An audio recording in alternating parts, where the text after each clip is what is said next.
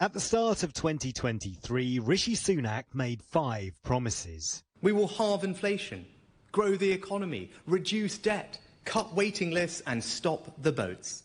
12 months on, only one of those promises has been met. Inflation halved, although critics are divided over how much credit the government should get. Migrants are still attempting the dangerous journey across the English Channel from France. When will you have stopped the boats? What's the date for that? Well, the first thing to say is the numbers this year are down by a third. They're still the second highest, but what is the date? There isn't a firm date on this because I've always been clear from the beginning. You said you're going to stop the boats, so I just want to know and what we will the date keep is. going until we do. Okay. But this is not one of these things where there's a precise date. Compared to January, waiting lists for treatment on the National Health Service are now higher.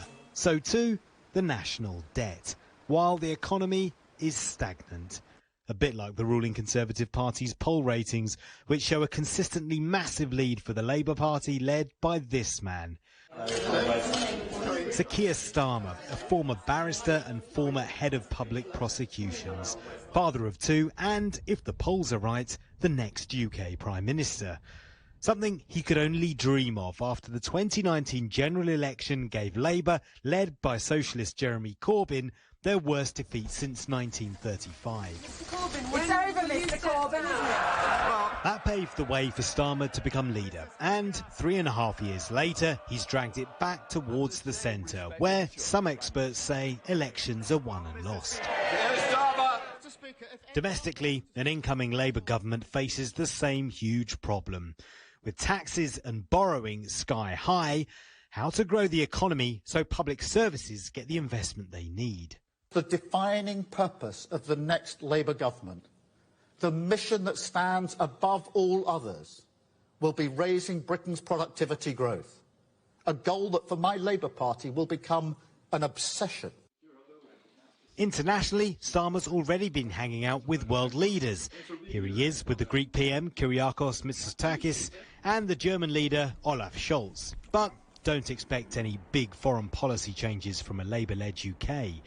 On the Ukraine, Russia and Israel-Palestine conflicts, Keir Starmer has stuck closely to the government's line, even though resisting calls for a ceasefire initially meant losing some of his shadow cabinet.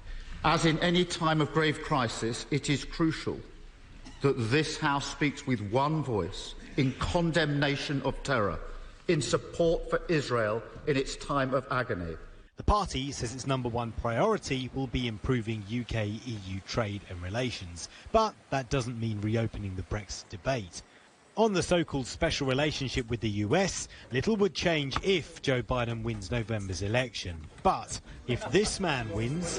Joe Biden is a low IQ individual. He is truly the worst, most incompetent and most corrupt president in the history of our country.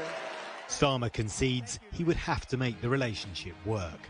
But that's if the polls are right. And they've been wrong before. Rishi Sunak will decide when the election is held within the next 12 months. But a year is a long time in politics. What do you want for Christmas? What do I want for Christmas? Yes. Oh gosh, I haven't really thought about that actually. I'd like to have a day off. He may well get it this year. Paul Hawkins, CGTN.